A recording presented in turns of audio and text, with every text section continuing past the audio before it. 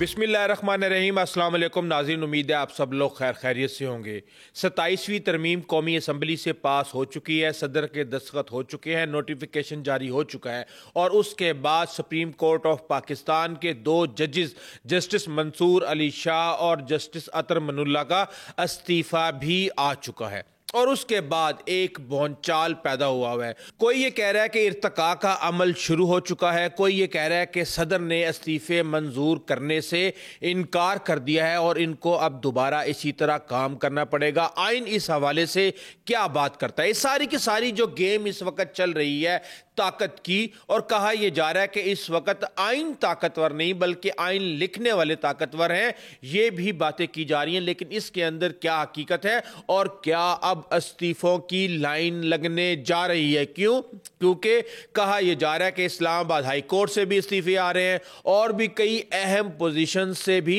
इस्तीफे आ रहे हैं। इस सारे खेल के पीछे इस वक्त क्या चल रहा है और आने वाला जो सियासी मंजरनामा है वो इस वक्त क्या तस्वीर पेश कर रहा है, बहुत सी चीजों के बारे में आपको मैं बताऊंगा। लेकिन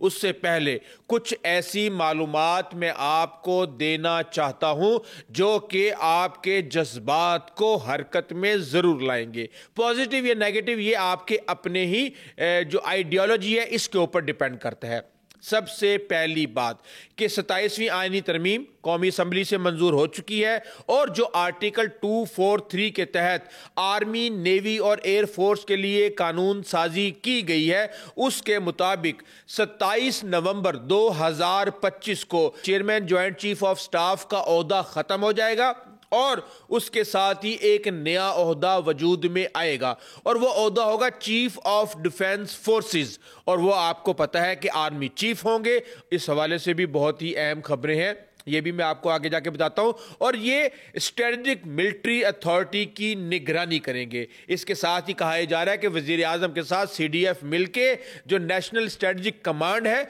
उनके सरबराह का तयन करेंगे। यहाँ पे जो 2 से 3 चीज़ें जो इंतहाई अहम बताई जा रही हैं वो ये कहा जा रहा है कि जो हमारे एयर चीफ हैं उनका मार्च में उनका ओहदा ख़त्म हो रहा है और उनको अगले 5 साल के लिए एक्सटेंशन देने की क्यास रैयाँ इस वक्त बहुत ज़्यादा फैली हुई हैं। और इसके साथ ही कहा यह जा रहा है कि 2 4 स्टार जनरल्स जो हैं वो तैनात किए जाएंगे। एक vice chief of army staff होंगे जबकि दूसरे स्ट्रेटेजिक कमांड के सरबराह होंगे और दोनों ही 4 स्टार जनरल होंगे। इसके साथ ही वजीर कानून ने इसकी मजीद तशरीह कर दी है और वो तशरीह ये है कि जनाब जो मुजव्वज़ा आर्मी एक्ट है इसके मुताबिक जब भी नोटिफिकेशन जारी किया जाएगा आर्मी चीफ की मुद्दत दोबारा से शुरू होगी। यानी कि जो इस वक्त हमारे फील्ड मार्शल हैं वो जब, मुझे ये कंफर्मेशन अभी तक नहीं आई लेकिन मेरा जो पॉलिटिकल एनालिसिस है इसके बारे में ये कहा जा रहा है कि 27 नवंबर को जब जनरल साहिर शमशाद रिटायर होंगे तो उस वक्त ही ये नोटिफिकेशन जारी किया जाएगा और जिस वक्त ये नोटिफिकेशन जारी किया जाएगा उसके 5 साल तक ये इंप्लीमेंट होगा। यानी field marshal general Asim Munir 27 नवंबर या एटलीस्ट नवंबर 2030 तक इस ओहदे पर बराजमान रहेंगे। और इसके साथ ही जो नेशनल स्ट्रेटेजिक कमांड यहाँ पे 3 साल के लिए तैनाती की जाएगी, दोबारा भी तैनात किया जा सकेगा और इसके साथ ही ये जो ओहदा है इसकी मुद्दत 5 साल के लिए होगी और तकर्री की मुद्दत इस दिन से शुरू होगी जब तैनाती होगी। अब ये तो आपको मेरे ख्याल से क्लियर हो जाना चाहिए कि अब जो पावर के मराकज़ हैं वो कब तक, कहाँ, कैसे, किस तरीके से अपने अपने ओहदों पर बराजमा रहेंगे। और इस मायूसी को देखते हुए कहा यह जा रहा है कि ये इस्तीफे सुबह से ही आ चुके थे और चैम्बर्स जो हैं दोनों मुअज़्ज़िज़ जजेस ने अपने खाली कर दिए हैं और अब यह कहा जा रहा है कि इनका इस्तीफा सदर को भेज दिया गया है। सदर इसको कबूल करेंगे या नहीं करेंगे इस हवाले से मैं आगे जाके आपको बताता हूं, लेकिन ये जो इस्तीफा है इसको भी देखना बहुत अहम है कि इसमें क्या कहा गया है। अब जस्टिस मंसूर अली शाह ये कहते हैं कि 27वीं आईनी तरमीम पाकिस्तान पर एक संगीन हमला है जिसने सुप्रीम कोर्ट ऑफ पाकिस्तान को टुकड़े टुकड़े कर दिया है, अदलिया को हुकूमत के मातहत बना दिया है اور ہماری آئینی جمہوریت کی روح پر کاری ضرب لگائی گئی ہے۔ اس کے نتیجے میں انصاف عام آدمی سے دور، کمزور اور طاقتور کے سامنے بے بس ہو گیا ہے۔ ملک کی واحد اعلیٰ ترین عدالت کو تقسیم کر کے اور عدلیہ کی آزادی کو پامال کرنے سے ملک کو دہائیوں پیچھے دھکیل دیا گیا ہے، اور تاریخ گواہ ہے کہ آئینی نظم و نسق کی حیت میں اس طرح کی تبدیلیاں زیادہ دیر پا ثابت نہیں ہوتی، اور اصلاح ایک یقینی امر ہے، مگر اس کے چھوڑے ہوئے زخم کے نشانات مندمل نہیں ہو سکتے۔ آپ بالکل صحیح کہہ رہے ہیں سر، لیکن مسئلہ یہ ہے کہ ہمیں تو 18ویں ترمیم سے لے کے 27ویں ترمیم تک ہم یہ کہانیاں سنتے آ رہے ہیں۔ مجھ سے ایک ہفتے پہلے کسی نے پوچھا کہ بھائی یہ 27ویں ترمیم میں کیا ہوگا۔ اس وقت پیپلز پارٹی کے معاملات جو ہیں وہ طے نہیں ہوئے تھے، تو میں نے ان کو کہہ دیا تھا کہ بھائی میں یہ دیکھ رہا ہوں ہمیشہ سے ہی NFC ایوارڈ جو کہ دکھتی رگ ہے پیپلز پارٹی کی، وہ کسی نہ کسی آئینی ترمیم کے اندر ہمیشہ موجود ہوتی ہے، اور وہ کچھ اسی طرح ہے کہ آپ نے کسی بھی عام طور پہ احتجاج کرنے والوں کو جب آپ احتجاج رکوانا ہوتا ہے تو ان کے اوپر 100-200 FIR کر دی جاتی ہیں، اور جب وہ FIR ختم کی جاتی ہیں تو اس کے بعد وہ دھرنا ختم کرنے پہ رضامند ہو جاتے ہیں۔ تو یہاں پہ یہی ہے کہ جیسے ہی آپ NFC کو سائڈ پہ کریں گے، پیپلز پارٹی تمام تر جو آپ کی امینڈمنٹس ہیں ان کے اوپر اکثر ہی تیار نظر آتی ہے۔ اب یہ سارے کا سارا معاملہ ہو گیا۔ اس کے بعد آپ ثاقب نثار کے دور کو دیکھ لیں، کس طرح انہی عدالتوں نے پرائم منسٹر کو گھر بھیجا۔ آپ کو اس سسٹم کو سمجھنے کی ضرورت ہے۔ عام طور پہ کہا یہ جاتا ہے کہ پاکستان کے اندر جو بڑے 3 طاقت کے مراکز ہیں، ان میں ایک اسٹیبلشمنٹ، اس کے ساتھ آپ کی جوڈیشل اسٹیبلشمنٹ، اور تیسرے نمبر پہ جو آپ کی پارلیمنٹ ہے وہ ہے۔ لیکن ہمیشہ ہی ہم نے یہ دیکھا ہے کہ جب یہ والی اسٹیبلشمنٹ، جوڈیشل اسٹیبلشمنٹ آپس میں ملتی ہیں تو وزیر اعظموں کو گھر بھیجنے کے معاملات شروع ہو جاتے ہیں، اور سو موٹو نوٹسز کی لائن لگ جاتی ہے۔ ایسی سٹیٹمنٹس اور ایسے فیصلے آتے ہیں کہ لوگ اپنا سر پکڑ کر بیٹھ جاتے ہیں، اور جب اسٹیبلشمنٹ اور پارلیمنٹ آپس میں ملتی ہے تو وہ ہمیشہ سے ہی عدلیہ کے اختیارات کو کنٹرول کرنے کی کوشش کرتی ہے، اور وہ یہ سمجھتے ہیں کہ جس طریقے سے ججز پولیٹیکل پارٹیوں کے ریپریزنٹیٹیو کے طور پہ عکاسی کرتے رہے ہیں ماضی کے اندر،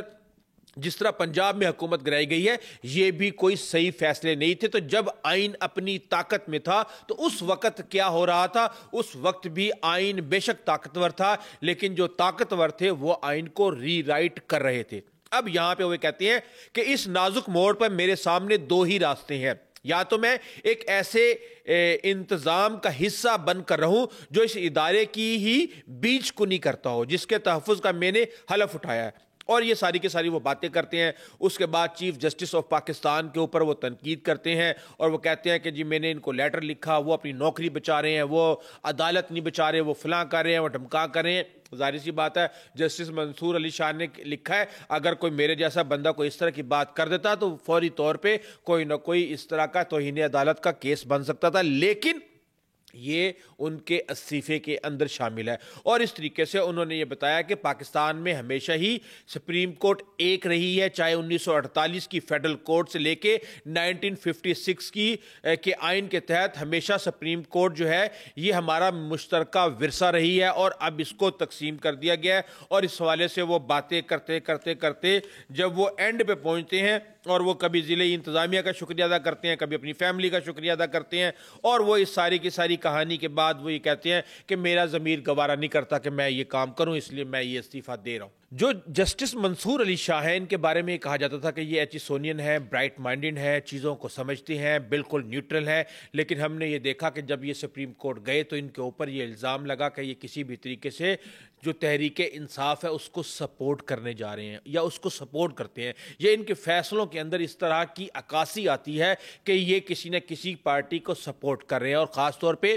تحریک انصاف کو۔ اس کے بعد سے ہی ان کا راستہ روکنے کے لیے 26ویں ترمیم آئی۔ 26ویں ترمیم آئی تو لوگ یہ کہہ رہے ہیں کہ بھائی جب 26ویں ترمیم آ گئی تھی اس وقت سے لے کے آج تک آپ کیوں بیٹھے ہوئے تھے؟ آپ نے اس وقت استعفیٰ کیوں نہیں دیا؟ تو بڑی باتیں کی جا رہی ہیں اس حوالے سے، لیکن وہ کہتے ہیں کہ میں کٹ گروں کے سلامت رہوں، یقین ہے مجھے کہ یہ حصار ستم کوئی تو گرائے گا، تمام عمر کی ایزا نصیبیوں کی قسم، میرے قلم کا سفر رائے گا نہیں جائے گا۔ یہ وہ فکرہ ہے جس کے اوپر بہت سے لوگ امید باندھ کے بیٹھے ہیں، اور لوگ یہ سوچ رہے ہیں کہ جناب اب تو استعفوں کی لائن لگ جائے گی، لیکن ایک استعفیٰ ان کے بعد پھر آ گیا۔ ہم آگے جا کے اس کے اوپر بات کرتے ہیں کہ کیا ہونے جا رہا ہے، لیکن اس میں چیمبر جو ہیں دونوں ججز کے خالی ہو چکے ہیں۔ جسٹس اطہر معین اللہ نے کہا کہ 27ویں آئینی ترمیم نے اس آئین کو ختم کر دیا جس کا حلف اٹھایا تھا، آئین اب محض ایک سایہ رہ گیا ہے اور خاموشی حلف سے غداری ہے۔ میں جتنی بھی خود کو تسلی دینے کی کوشش کروں، اس حقیقت سے انکار کرنا ممکن نہیں کہ جو بنیاد رکھی جا رہی ہے وہ آئین کی قبر پر رکھی جا رہی ہے۔ بڑے سخت الفاظ کہے ہیں انہوں نے، اور انہوں نے بھی اس کے بعد استعفیٰ دے دیا، لیکن اب لوگ یہ کہہ رہے ہیں کہ بھائی ارتقاء کا عمل شروع ہو چکا ہے اور کسی بھی طرح سے صدر اس کو قبول نہیں کریں گے اور یہ دوبارہ سے کام کریں گے۔ تو میں ان سب حضرات کے لیے جو یہ سمجھتے ہیں کہ صدر ان کا استعفیٰ منظور نہیں کریں گے، ان کے لیے آئین کے آرٹیکل 206 جس میں ججز کے استعفے کے بارے میں رہنمائی فراہم کی گئی ہے، اس میں یہ کہا گیا ہے کہ اگر سپریم کورٹ یا ہائی کورٹ کا کوئی جج استعفیٰ دینا چاہے تو وہ اپنا استعفیٰ صدر پاکستان کے نام لکھ کر بھیج سکتا ہے، اور یہ استعفیٰ جس دن صدر پاکستان کو موصول ہوگا اسی دن سے مؤثر اور نافذ العمل تصور کیا جائے گا۔ اور اس کا جو قانونی تجزیہ کیا جاتا ہے اس میں یہ کہا جاتا ہے کہ استعفے کی قبولیت جو ہے وہ لازمی نہیں ہے، اور جو صدر کا دفتر ہے وہ جسٹ اور جسٹ اس کی ڈاکومنٹیشن کرتا ہے، اس کا نوٹیفیکیشن جاری کرتا ہے، اس سے زیادہ اس کا کوئی کردار نہیں ہے۔ اور جو یہ استعفیٰ ہوتا ہے یہ یک طرفہ عمل ہوتا ہے، اس میں دوسری طرف کوئی بھی انوالو نہیں ہوتا، اور صدر کا جو کردار ہے وہ اس میں سارے کا سارا رسمی ہوتا ہے۔ اور اب پھر نیا سپریم جوڈیشل کونسل کا اجلاس بلایا جائے گا، نئے ججز کی تقرری کی جائے گی، اور یہ سارے کا سارا معاملہ جو ہے یہ ہو جائے گا۔ اب لوگ یہ پوچھ رہے ہیں کہ کیا یہ طاقت کا توازن خراب ہو چکا ہے؟ تو ان کے لیے آپ کو پتہ ہے کہ پاکستان کے اندر طاقت کے مراکز جو ہیں وہ ہمیشہ سے جہاں جیسے جس طرح رہے ہیں وہ اپنی جگہ پہ قائم ہے، تو یہاں پہ توازن کی کوئی اس طرح کی کوئی گراؤنڈ کے اوپر ہم کوئی گواہی نہیں دے سکتے کہ کوئی توازن خراب ہونے جا رہا ہے یا نہیں ہونے جا رہا ہے۔ اس سے پہلے بھی ہم نے بہت سے لوگوں کو بڑے بڑے عہدوں کے اوپر بے بس دیکھا ہے، اور ہم یہ دیکھ رہے ہیں کہ ظاہر سی بات ہے جب قانونی کور مل چکا ہے حکومت کو اور اگلے 5 سال کے لیے ان کے لیے رستے ہموار ہو چکے ہیں، تو یقینی طور پہ حکومت کو اس کا فائدہ ہوگا۔ اور میں آپ کو ایک بات بتا دوں کہ سیاسی محاذ کے اوپر اپوزیشن کو اس وقت تک کوئی کامیابی نہیں ملے گی جب تک افغانستان اور بھارت کے محاذ گرم ہے۔ یہ ہماری عوام کا مزاج ہے، وہ بالکل بھی مہنگائی کے بارے میں نہیں سوچیں گے، وہ بالکل بھی انجسٹس کے بارے میں نہیں سوچیں گے، وہ اس کے علاوہ اور دیگر چیزوں کے بارے میں نہیں سوچیں گے۔ تو یہ اس وقت صورتحال ہے، لیکن کہا یہ جا رہا ہے کہ اب آئین کی تشریح، اداروں کی خود مختاری اور طاقت کی جنگ کا امتحان شروع ہو چکا ہے، اور آنے والے دنوں میں تحریکیں شروع ہوں گی اور پتہ نہیں کیا کچھ شروع ہوگا، لیکن مجھے ابھی تک اس طرح کی کوئی بھی چیز واضح طور پہ نظر نہیں آ رہی۔ ظاہر سی بات ہے امید پہ دنیا قائم ہے، بہت سے لوگ اس طرح کی چیزوں کے اوپر امید لگا کے بیٹھے ہیں۔ ظاہر سی بات ہے اگر وہ امید چھوڑ دیں گے تو وہ جستجو بھی نہیں کریں گے، اور وہ جستجو نہیں کریں گے تو پھر ظاہر سی بات ہے پھر جو چیز جہاں پہ کھڑی ہے وہیں کھڑی رہے گی۔ اس لیے جستجو کروانے کے لیے امیدیں دی جا رہی ہیں، نئے نئے اینگلز دیے جا رہے ہیں، لیکن ابھی تک کے حالات کے مطابق سب کچھ اوکے چل رہا ہے اور یہ ایسے ہی چلے گا۔ Until the next time, Allah Hafiz.